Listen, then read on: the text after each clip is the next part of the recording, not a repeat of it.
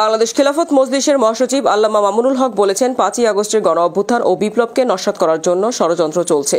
বিপ্লবকে ছিনতাই করার পায়তারা চলছে। আমাদের অতীতের অনেক অভিজ্ঞতা রয়েছে। ১৯৭১ সালের যে মুক্তিযুদ্ধের লড়াই শুরু হয়েছিল তা ছিল বৈষম্যের বিরুদ্ধে মানুষের অধিকার প্রতিষ্ঠা করার জন্য। ক্লাবের উদ্দেশ্য ছিল দেশে কুরআন সুন্নাহ বিরোধী কোনো আইন তৈরি করা যাবে না। এই বিপ্লবই ছিল মুক্তির সংগ্রাম। বৃহস্পতিবার সন্ধ্যায় তিনি খুলনা নগরীর সোনালী ব্যাংক চত্বরে বাংলাদেশ খিলাফত মজলিস খুলনা জেলা ও মহানগর আয়োজনে গণসমাবেশে এসব কথা বলেন। এ সময় তিনি ভারত সরকারের দৃষ্টি আকর্ষণ করে বলেন, যদি বন্ধুত্বের চিন্তা নিয়ে হাত বাড়ান তাহলে আমরা হাত আপনাদের দিকে প্রসারিত করব, আর যদি প্রভুত্বের চিন্তা নিয়ে হাত বাড়ান তবে সেই হাত আমরা উপড়ে ফেলব। অনুষ্ঠানে সভাপতিত্ব করেন খিলাফত মজলিস জেলা শাখার সভাপতি মাওলানা মুজিবুর রহমান। সমাবেশে বিভিন্ন থানা ও উপজেলা থেকে আগত নেতৃবৃন্দ অংশগ্রহণ করেন। আমাদের নাম ছিল বঙ্গ। এইভাবে নানা নামে আমরা নানা সময়ে বিভিন্ন আধিপত্যবাদী গোষ্ঠী কর্তৃক আমরা শোষিত এবং বঞ্চিত হয়েছি। আমাদের উপর শোষণ বঞ্চনার ইতিহাস অনেক দীর্ঘ।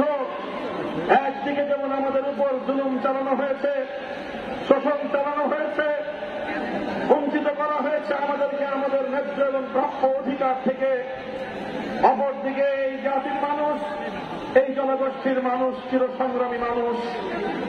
আমরা তিনটি আধিপত্যবাদ বিরোধী শক্তির বিরুদ্ধে লড়াই করে, তিনটি আধিপত্যবাদী শক্তির বিরুদ্ধে লড়াই করেই আমরা মুক্ত হয়েছি, স্বাধীন হয়েছি এবং অর্জিত হয়েছে আমাদের স্বাধীন বাংলাদেশ। আমরা প্রথম লড়াই করেছিলাম ব্রিটিশ বেনিয়ার সাম্রাজ্যবাদী শক্তির বিরুদ্ধে। ২০০ বছরের স্বাধিকার সংগ্রাম ছিল। সেই সংগ্রামে লড়াই করেছে হাজী শরীয়তুল্লাহ, সেই সংগ্রামে লড়াই করেছিল মীর নেসার আলী ওরফে তিতুমীর, সেই সংগ্রামে লড়াই করেছিল ফকির মজনু শাহ, সেই সংগ্রামে লড়াই করেছিল শাইখুল হিন্দ মাহমুদ হাসান, সেই সংগ্রামে লড়াই করেছিল পাক ভারত উপমহাদেশের আলেম সমাজ। যাদের রক্তের উপর দিয়ে, যাদের শাহাদাতের উপর দিয়ে আমাদের এই দেশ থেকে ইংলিশ, ব্রিটিশ বেনিয়ারা লেজ গুটিয়ে পালিয়ে যেতে বাধ্য হয়েছিল। আমরা সংগ্রাম করেছিলাম ১৯ শতকের গোড়ার দিকে বঙ্গভঙ্গের মাধ্যমে, যখন আমরা পূর্ববঙ্গের মুসলমানেরা পশ্চিমবঙ্গের দাদা বাবুদের দ্বারা বৈষম্যের শিকার ছিলাম।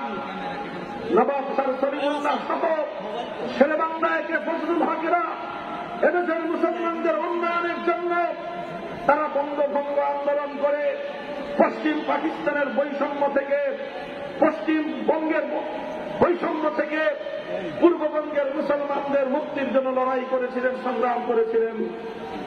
আর সেই সময়ে সাম্প্রদায়িক অপশক্তির হোতা রবীন্দ্রনাথ ঠাকুরের নেতৃত্বে এই পূর্ববঙ্গের মুসলমানদের অগ্রযাত্রাকে রুখে দেওয়ার জন্য চরম সাম্প্রদায়িক সহিংস বঙ্গভঙ্গ আন্দোলন করে আমার দেশের অগ্রযাত্রাকে রুখে দেওয়ার চেষ্টা করা হয়েছিল।